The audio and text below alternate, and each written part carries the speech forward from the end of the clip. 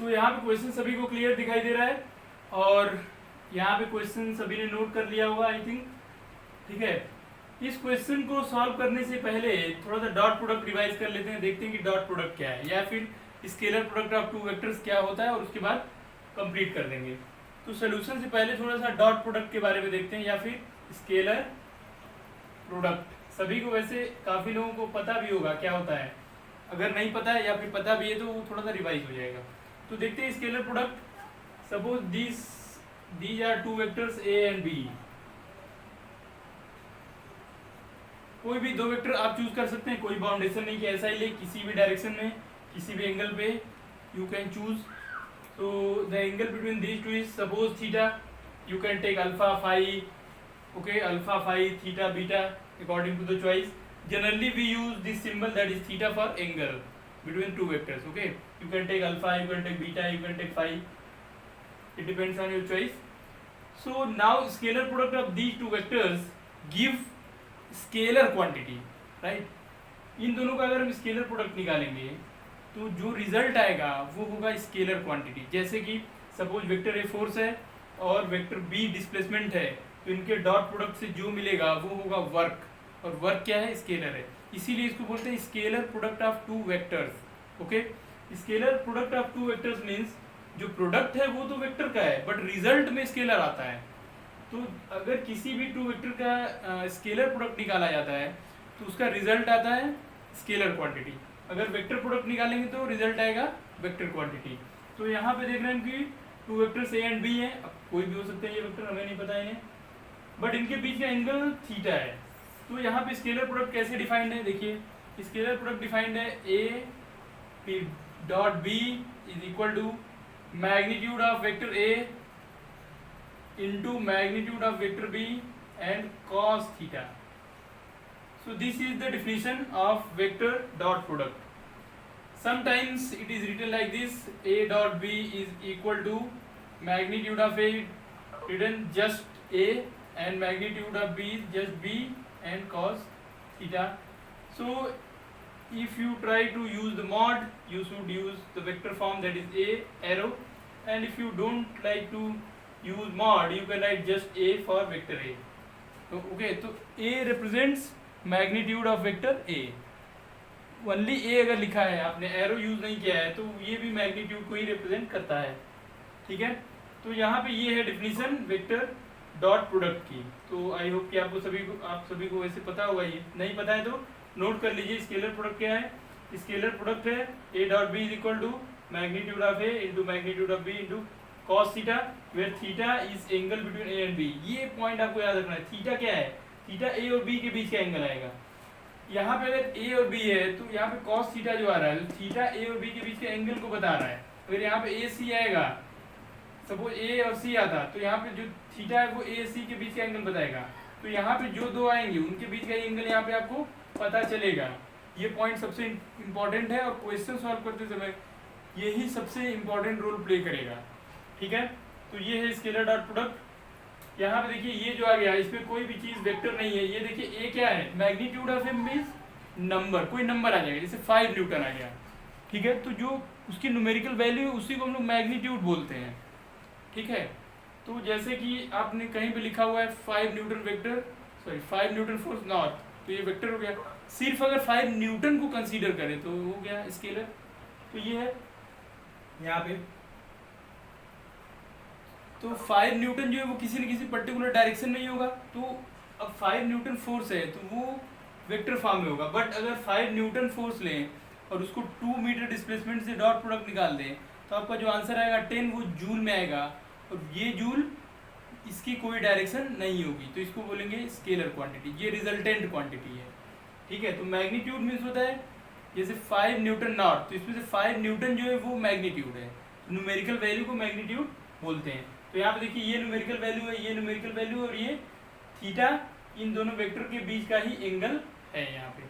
तो ये तो समझिए, अगर आप इतना समझ गए तो अब इस क्वेश्चन को आप सॉल्व करने की कोशिश कर सकते हैं।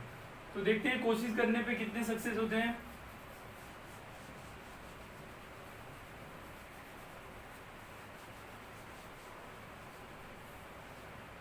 तो यहाँ पे दिया हुआ है वेक्टर, हम लोग इसको इस फॉर्म का लिख सकते हैं। सोल्यूशन पे आते हैं। अब सोल्यूशन पे हम लोग लिख सकते हैं C is equal to A plus B, ऐसा ही गिवन है, ठीक है, ओके। सो इस A प्लस बी को सपोज कर लेते हैं, let A plus B is equal to कोई भी वेक्टर सपोज कर लेते हैं, या फिर ऐसे ही इसका डॉट प्रोडक्ट ले लेते हैं, इतना लेंदी करने की कोई जरूरत नहीं है। हम लोग इक्वेशन 1 जो है इसका सेल्फ डॉट प्रोडक्ट ले लेते हैं, ठीक है। सेल्फ डॉट प्रोडक्ट मीन्स इसका इसी के साथ डॉट प्रोडक्ट लेते हैं। ऐसे ही क्वेश्चन सॉल्व करेंगे, इस टाइप के क्वेश्चन जितने भी होंगे, जैसे कि A plus B equal to C type है, ठीक है। ऐसे बहुत सारे क्वेश्चन है, बहुत इंपॉर्टेंट क्वेश्चन होते हैं इस टाइप के। तो ऐसे सभी क्वेश्चन को इसी तरीके से प्रोसीड करेंगे। तो इसका सेल्फ डॉट प्रोडक्ट मीन इसका प्रोडक्ट इसी के साथ ले लेंगे। तो यहाँ पे लिखेंगे C dot C is equal to A plus B dot A plus B. देखते हैं कि क्या हमारा आंसर सही आता है या नहीं आता है। अभी हम श्योर नहीं है, ठीक है, ये हम आपको बताने के लिए ये सब कर रहे हैं, ठीक है। तो यहाँ पे देखो, अब इसका जब डॉट प्रोडक्ट दोनों तरफ निकालेंगे तो यहाँ पे तो सी डॉट सी रहेगा। अगर राइट साइड की बात करें तो इसके डॉट प्रोडक्ट में आएगा ए डॉट ए पहले। तो यहाँ पे देखिए ए डॉट ए है, जैसे मल्टीप्लाई करते हैं सिंपल अलजेब्रा में वैसे ही करेंगे। ए का ए के साथ फिर प्लस करेंगे, ए का बी के साथ ए डॉट बी करेंगे, फिर प्लस बी डॉट ए करेंगे, और इसके बाद प्लस बी डॉट बी। जैसे कि सिंपली करते हैं मल्टीप्लाई वैसे ही कर रहे हैं। यहाँ पे देख सकते हैं ये जो है ये दोनों इक्वल होता है, ए डॉट बी और बी डॉट ए जो होते हैं वो इक्वल होते हैं डॉट प्रोडक्ट में, स्केलर में उनकी वैल्यू सेम होती है। यहाँ पे देखो जो सी डॉट सी आ रहा है, अब सी डॉट सी को जरा सा अपने डिफिनीशन से, जो यहाँ पे देखिए वेक्टर का डिफिनीशन है, अगर ए डॉट बी है तो ये कितना आता है ए बी कॉस थीटा। तो अगर ये ए डॉट ए है तो ये कितना आएगा ए कॉस थीटा, और किसी वेक्टर का खुद के साथ एंगल जीरो होता है तो यहाँ पे कितना आएगा A dot A is equal to A into cos zero. Cos zero means 1, A और ए के बीच का एंगल जीरो, तो कॉस जीरो 1 हो जाएगा। तो यहाँ पे ए डॉट ए कितना लिख सकते हैं हम लोग, ए डॉट ए स्क्वायर लिख सकते हैं। तो अब इसका यूज करेंगे सी डॉट सी में। तो देखिए सी डॉट सी की जगह पे सी स्क्वायर लिख सकते हैं, ए डॉट ए की जगह पे ए स्क्वायर लिख सकते हैं, प्लस इन दोनों को ऐड करेंगे 2 ए डॉट बी, और इसको ऐड करेंगे तो ये बी स्क्वायर आएगा। अब देखते हैं यहाँ पे C square is equal to क्या आएगा ए स्क्वायर, प्लस इसको ब्रेक करें अगर डॉट वाले फॉर्मूले से तो ये आएगा 2 into A B cos theta, देखो ध्यान से, प्लस बी स्क्वायर, है ना। तो यहाँ देखो कितना आ गया, C square is equal to A square plus 2 into, यहाँ पे डॉट लगाने की जरूरत नहीं है, ए बी कॉस थीटा आ गया प्लस बी स्क्वायर। अब ध्यान से देखो डिफिनीशन के अकॉर्डिंग ये जो थीटा आ रहा है, ये जो थीटा की वैल्यू को तुम फाइंड आउट कर पाओ तो ये ए और बी के बीच का एंगल बता देगा, क्योंकि हमको सी स्क्वायर की वैल्यू पता है। देखो सी की वैल्यू यहाँ से मिल जाएगी हमको, 3 है, मैग्नीट्यूड दिया हुआ है, तो सी की वैल्यू 3 है तो सी स्क्वायर का 9 हो जाएगा। यहाँ से ए की वैल्यू 5 है तो ए स्क्वायर 25, और यहाँ से बी की वैल्यू 4 तो बी स्क्वायर की वैल्यू 16 तो हो जाएगी। इट मीन्स इन सभी की वैल्यू हम लोग यूज कर सकते हैं, बट एंगल आ जाएगा यहाँ से। अगर इन सभी की वैल्यू लिखें, सी स्क्वायर की, ए स्क्वायर की, ए बी यहाँ पे लिख दें, बी स्क्वायर यहाँ लिख दें, तो तुम देखो कि इस इक्वेशन में तुम्हें कॉस थीटा तो मिल जाएगा। बट क्या ये थीटा ए और सी के बीच का एंगल है? नहीं है। ये थीटा किसके बीच का एंगल है? ए और बी के बीच का एंगल है। तो इस क्वेश्चन में अगर पूछा जाता what is angle between A and B, तो हम लोग ऐसे ही कर देते, बट ए और सी पूछ दिया है, इसका मतलब हमने जो कर दिया उसमें कुछ प्रॉब्लम हो गई। यहाँ पे तो एंगल ए और बी के बीच का निकल गया, हमको फाइंड आउट करना था ए और सी के बीच का। तो अब क्या करें? तो इसका मतलब कि हमने कुछ प्रॉब्लम क्रिएट कर दिया। अगर हमें यहाँ पे मिलता ए डॉट सी और यहाँ पे plus C dot A type का मिल जाता तो यहाँ पे हमारा काम हो जाता, मतलब हमें जो एंगल मिलता है यहाँ पे वो ए और सी के बीच का मिल जाता। बात समझ रहे हो? फिर से सुनो।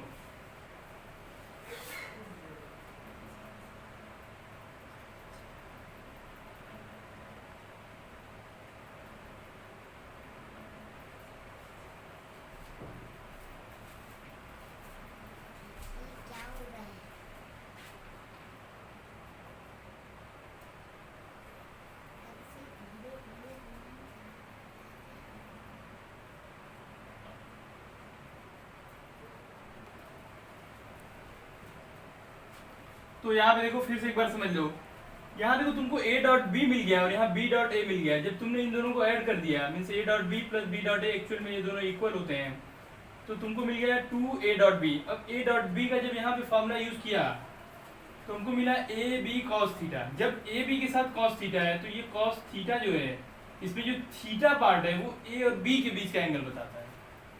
बट क्वेश्चन में आपको चाहिए था ए और सी के बीच का एंगल। इसका मतलब ये हुआ कि इस इक्वेशन में यहाँ पे हमको ए डॉट सी आना चाहिए, और अगर ए डॉट सी मिल जाए तो यहाँ पे ए सी कॉस थीटा आएगा और यहाँ से थीटा हम लोग आसानी से निकाल पाएंगे। तो इसका मतलब ये हुआ कि यहीं पे कहीं प्रॉब्लम हो गई। तो ए डॉट सी कैसे आता, अगर यहाँ पे ए के साथ सी होता तो जरूर यहाँ पे ए डॉट सी हमको मिल जाता। ठीक है, इसका मतलब ये हुआ कि यहाँ पे ए के साथ बी नहीं, ए के साथ सी होना चाहिए राइट साइड में। ध्यान से देखो, यहाँ पे राइट साइड में ए के साथ बी नहीं होगा, अगर ए के साथ सी हो तो हमारा यहाँ पे ए डॉट सी के फॉर्म में आएगा और यहाँ पे ए सी कॉस थीटा आ जाएगा, जिससे हम पता कर लेंगे। तो अब इसका मतलब ये जो हम लोग प्रोसीड कर दिए ऐसे, तो इसका आंसर आने वाला नहीं है।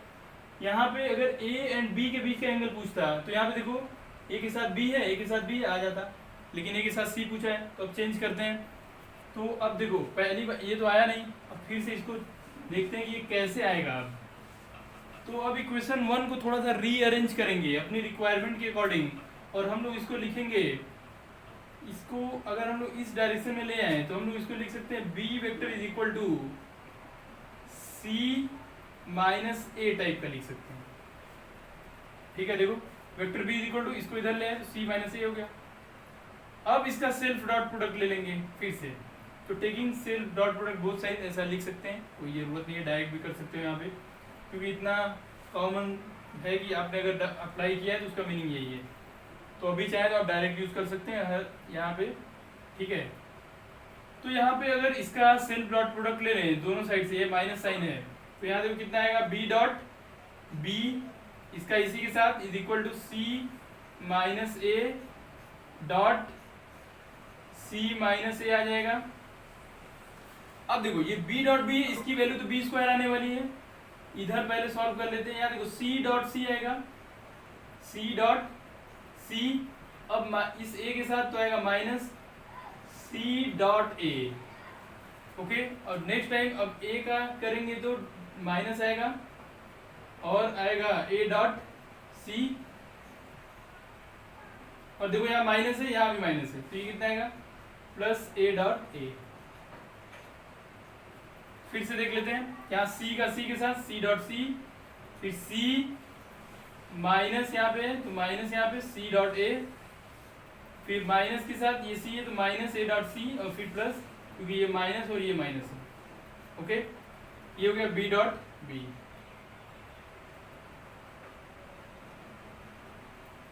अब देखो इसमें जिनकी वैल्यूज हमको पता है उनको देखते हैं। देखो b डॉट b की वैल्यू होगी बी स्क्वायर, यहां से देख सकते हैं आप कैसे है।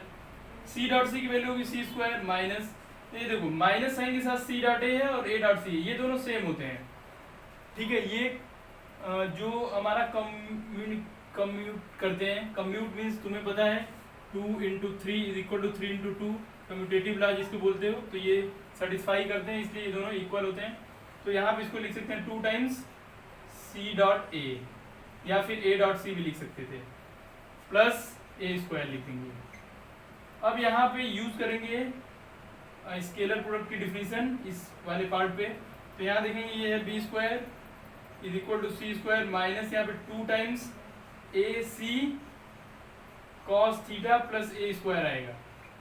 अब ध्यान से देखो यहाँ पे इस वाले टर्म को, यहाँ पे ए और सी आ गया, इट मींस ये जो एंगल हो गया थीटा, ये ए और सी के बीच का एंगल हो गया।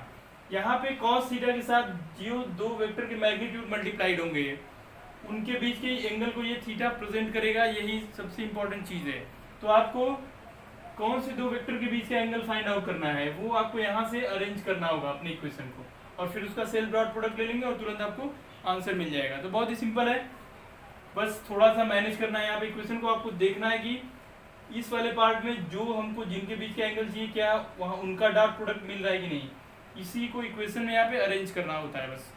तो अब इतना नोट कर दिया है, इसके आगे इधर देख रहे हैं, तो देखो इसके आगे हम लोग लिख सकते, इसको अरेंज करना चाहें तो इसको इस एक तरफ लिख लेते हैं, यहाँ पे लिख सकते हैं 2AC cos थीटा। अब 2AC cos थीटा को इस साइड ले आ रहे हैं लेफ्ट साइड में, और बाकी सभी को राइट कर दे रहे हैं, तो यहाँ पे आएगा सी स्क्वायर, ये देखो C square plus A square minus B square आ जाएगा। या फिर cos theta is equal to अगर लिखना चाहे तो हम लिखेंगे C square minus A square, sorry plus A square minus B square upon 2 times A into C. देखो यहाँ पे कोई भी डॉट या क्रॉस प्रोडक्ट यूज नहीं किया जाता है जनरली वेक्टर जब हम पढ़ रहे हैं। जब भी आपको अगर मैग्नीट्यूड का मल्टीप्लाई करना है तो बस लिख देते हैं उसे। तो यहाँ पे देखो ए और सी मैग्नीट्यूड है, इसको डायरेक्ट यहाँ पे लिख दिया गया है। अब यहाँ पे सी की वैल्यू लिख देते हैं। सी स्क्वायर कितना आएगा, यहाँ से देखो सी की वैल्यू 3 है तो इसका स्क्वायर होगा 9, ए की वैल्यू है 5 तो इसका स्क्वायर होगा प्लस 25, बी की वैल्यू है 4 तो इसका स्क्वायर होगा माइनस 16 अपॉन 2 टाइम्स ए की वैल्यू 5 और सी की वैल्यू 3। तो यहाँ पे डायरेक्ट हम लोग लिख सकते हैं, कोई प्रॉब्लम नहीं है, ठीक है। अब स्केलर चल रहे हैं तो यहाँ पे मल्टीप्लाई का साइन भी लगा सकते हैं, क्योंकि ये पार्ट कंप्लीट स्केलर हो चुका है। यहाँ डॉट लगाएं या क्रॉस, इससे कोई इफेक्ट नहीं पड़ेगा। तो यहाँ पे हम लोग लिख सकते हैं 2 टाइम्स ए इंटू 3, तो ए की वैल्यू 5 और सी की वैल्यू 3 है। अब इसको सॉल्व करते हैं। तो यहाँ पे देखो अगर तुम 25 माइनस 16 कर दो तो तुम्हें मिलेगा 9 फिर से, और 9 यहाँ पे पहले से भी है, तो ये हो जाएगा आपका 9 प्लस ये कितना है 9 अपॉन 2 टाइम्स 5 इंटू 3 मीन्स 10 और इंटू 3 30 यहाँ पे लिख सकते हैं। ये हो जाएगा 18 अपॉन 30। इसको चाहो तो 9/15 लिखो, या फिर और ब्रेक करना चाहो तो 3 से 3/5 कर सकते हो। तो अब इसके आगे आप अपने अकॉर्डिंग सॉल्व कर सकते हैं, ठीक है, जितना भी आप लिखना चाहें। फाइनली इसको अगर सॉल्व करेंगे तो इसका जो वैल्यू आ रही है उसको ध्यान से अगर हम देखें तो यहाँ पे मिलेगा हमको 18 अपॉन 30, और इसको लिख सकते हैं हम 6 से डिवाइड कर सकते हैं तो 3/5 इतना आ गया कॉस थीटा। ये थीटा नहीं है अभी, ये कॉस थीटा है, तो थीटा कितना होगा, कॉस इनवर्स में लिखते हैं इसको 3/5, यही आपका आंसर हो गया, ठीक है। आपको एंगल लिखते हैं तो इस कॉस को इधर ले आके इनवर्स के फॉर्म में लिखते हैं, इसको पढ़ते हैं theta is equal to cos inverse 3/5। तो ये आपका आंसर हो गया, इतना ही एंगल होगा। अब आपको पता नहीं है इसकी वैल्यू निकालना, भी इसकी वैल्यू निकालना भी आप सीख जाएंगे जैसे जैसे आप पढ़ते चले जाएंगे मैथ्स, तो आपको बताया जाएगा कैसे इसकी वैल्यू डिग्री और रेडियन में कैलकुलेट कर सकते हैं। बट अभी आपको यहाँ पे इतना ही लिखना है, इससे ज़्यादा करने की ज़रूरत नहीं है कि ये कितना डिग्री होगा। इसको डेसिमल में भी कन्वर्ट करने की बहुत ज़्यादा कोई ज़रूरत नहीं है। यहाँ पे cos थीटा की वैल्यू 3/5 तक भी आप लिख देते हैं, तब भी उसको सही मानते हैं। बट एग्जैक्ट अगर आप देखें एंगल पता करना था तो एंगल को थीटा, सिर्फ थीटा इसमें एंगल है, ओके, तो theta is equal to cos inverse इतना लिखते हैं। तो ये है इस क्वेश्चन का आंसर। आई होप कि आप सभी को समझ में आया होगा कैसे करते हैं। फिर से एक बार ध्यान से सुन लो। देखो यहाँ पे एंगल ए और बी के बीच का फाइंड आउट करना था, इसलिए हमने यहाँ पे इक्वेशन को इस तरीके से रीअरेंज किया कि जब डॉट प्रोडक्ट पता करते हैं तो हमको यहाँ पे सी डॉट ए मिले, ताकि जब हम फार्मूला यूज़ करें स्केलर प्रोडक्ट का तो वहाँ पे हमको ए और सी के बीच का एंगल मिले, ठीक है। ये बहुत ही इंटरेस्टिंग पार्ट है और बहुत ही अच्छे क्वेश्चन है ये सब। अब यहाँ पे आप अपने अकॉर्डिंग कुछ भी ले सकते हैं। मान लो कि तुम्हें ए और बी के बीच का एंगल फाइंड आउट करना हो, या फिर बी और सी के बीच का एंगल फाइंड आउट करना हो, तो चलो तुम्हें सेम क्वेश्चन देते हैं। इस क्वेश्चन में आपको फाइंड आउट करना है angle between B and C, okay. तो बी एंड सी के बीच का एंगल आप पता करिए और जितना आता है बताइए जरा।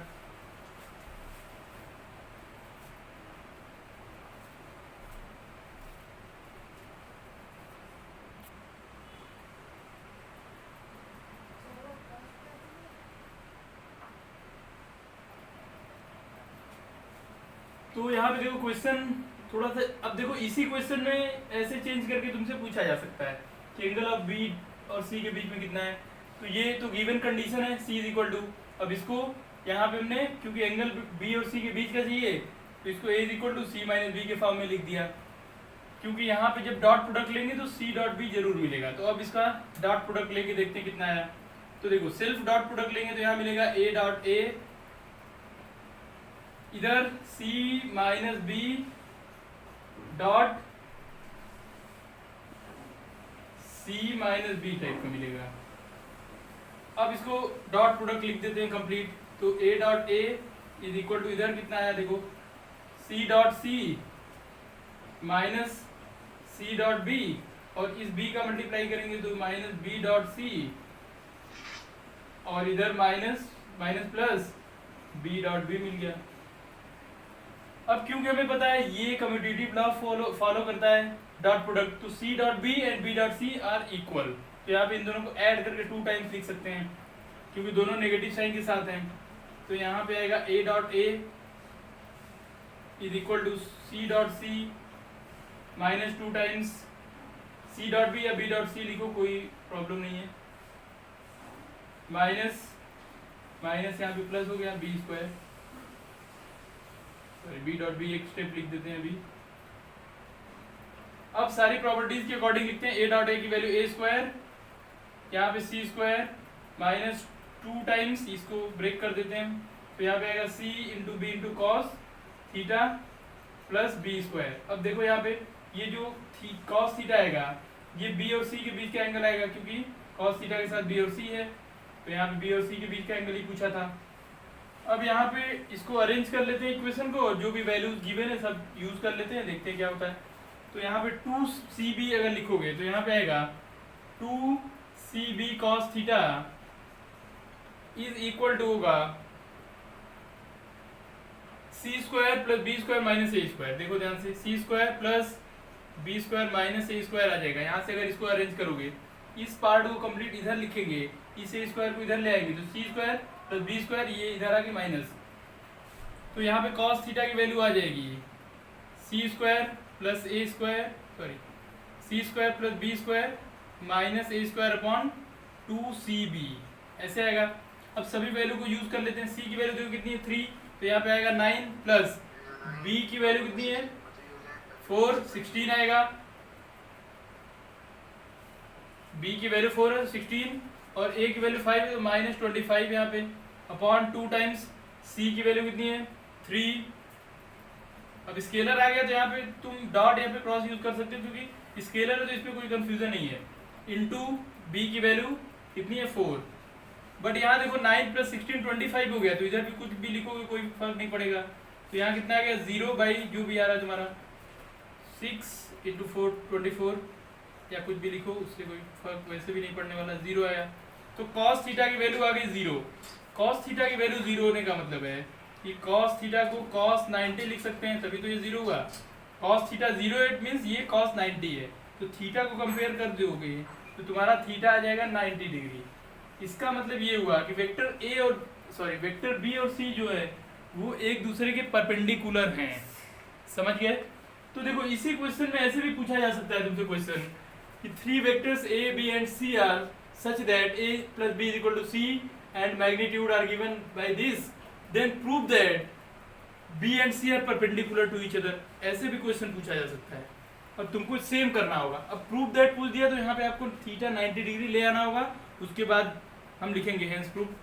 तो एक ही क्वेश्चन को कितने टाइप से चेंज कर सकते हैं। अब यहाँ पे देख सकते हैं कि सभी का आंसर एक ही बेसिक कॉन्सेप्ट पे डिपेंड करता है और वो है आपका स्केलर प्रोडक्ट। अभी आपको ये सोचना होगा कि जिन वेक्टर्स के बीच का एंगल हमको फाइंड आउट करना है डॉट प्रोडक्ट में वो दोनों जरूर आए। जैसे ही वो दोनों आपके डॉट प्रोडक्ट में आ जाते हैं आप उसको स्केलर प्रोडक्ट के फॉर्मूले से उसको ब्रेक करते हैं और आपको एंगल मिल जाता है उन वेक्टर्स के बीच का। ठीक है, तो हमें लगता है कि इस टाइप के क्वेश्चंस तुम्हें समझ में आ गए हैं। अभी आपकी बुक में बहुत सारे ऐसे क्वेश्चन दिए हुए हैं और बहुत इंपॉर्टेंट होते हैं ऐसे क्वेश्चन। तो आज तुम इस टाइप के जितने भी क्वेश्चंस हैं सारे सिलेक्ट करो बुक से और सारे सॉल्व करो। देखो यहाँ पे क्वेश्चन सॉल्व करने का सिर्फ यही ट्रिक है, आपको एक टाइप का क्वेश्चन मिलता है उसका मेथड बताया जाता है, आप उसको प्रैक्टिस करेंगे और एक टाइप के क्वेश्चंस आपको आ गए। अब इस टाइप के जितने भी क्वेश्चंस आएंगे तुम जरूर कर सकते हो अगर तुम्हें पता है स्केलर प्रोडक्ट के बारे में। तो सबसे इंपॉर्टेंट है, अगर आपको स्केलर प्रोडक्ट नहीं पता है बुक खोलिए, स्केलर प्रोडक्ट पहले पढ़िए 2 वेक्टर का, उसकी प्रॉपर्टीज को पढ़िए पूरा, और उसके बाद जितने भी इस टाइप के क्वेश्चंस हैं सारे सॉल्व कर डालिए। ठीक है, तो आज के लिए इतना ही। कोई भी डाउट होगा तो व्हाट्सएप पे भी हम लोग जुड़े हुए, या फिर तुम्हारे पास कॉन्टैक्ट नंबर है उस पर भी डिस्कस कर सकते हो। जो भी क्वेश्चंस नहीं आ रहे हैं फोटो क्लिक करो, व्हाट्सएप करो। जरूरी नहीं कि तुरंत बताएं, बट 1-2 दिन में तुम्हें उसका सोल्यूशन जरूर बताया जाएगा। कोशिश करेंगे यहीं पे सभी को बताया जाए, जिससे कि सबको पता चले। ठीक है, थोड़ा सा टाइम लगेगा बट आपको उसका सोल्यूशन मिलेगा। ठीक है, अभी काफ़ी और क्वेश्चंस है हमारे पास व्हाट्सएप पे, तो लगातार एक पीरियड में हम बताते रहेंगे एक टाइप के क्वेश्चन। ओके, तो आज टाइम हो गया है, अब हम लोग कल मिलेंगे। Okay,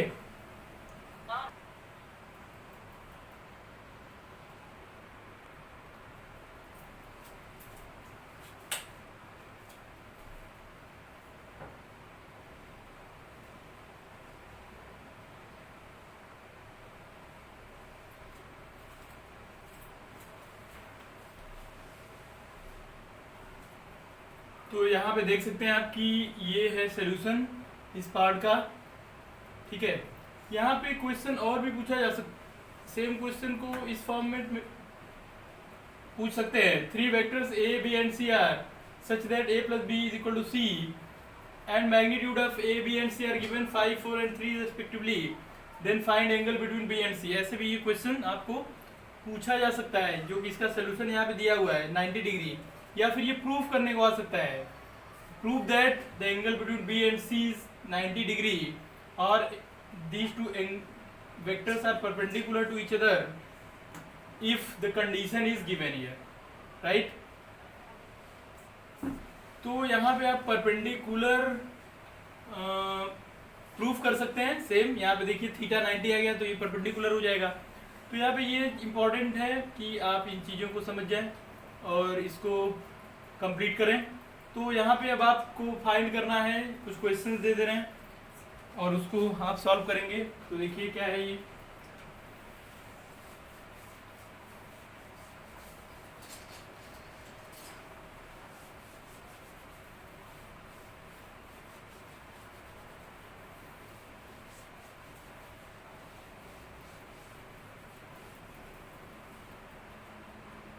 so this is homework for you all.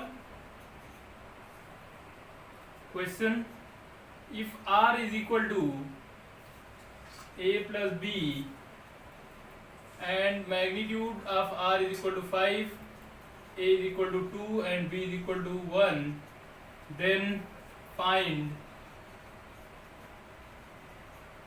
angle between first r and a, second r and b, and third r and c.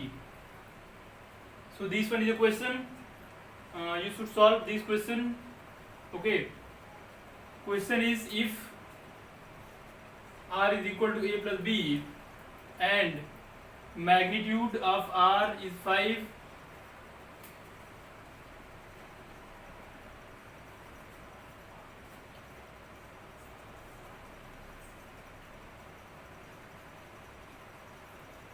and magnitudes are r is equal to 5, a is equal to 2 and b is equal to 1, then find angle between a and r and a, r and b and r and c.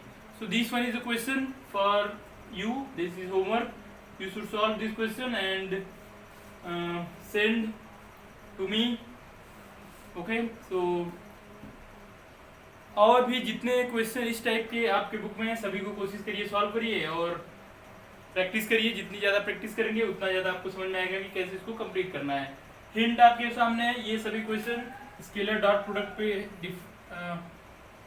हैं, तो these are based on scalar self dot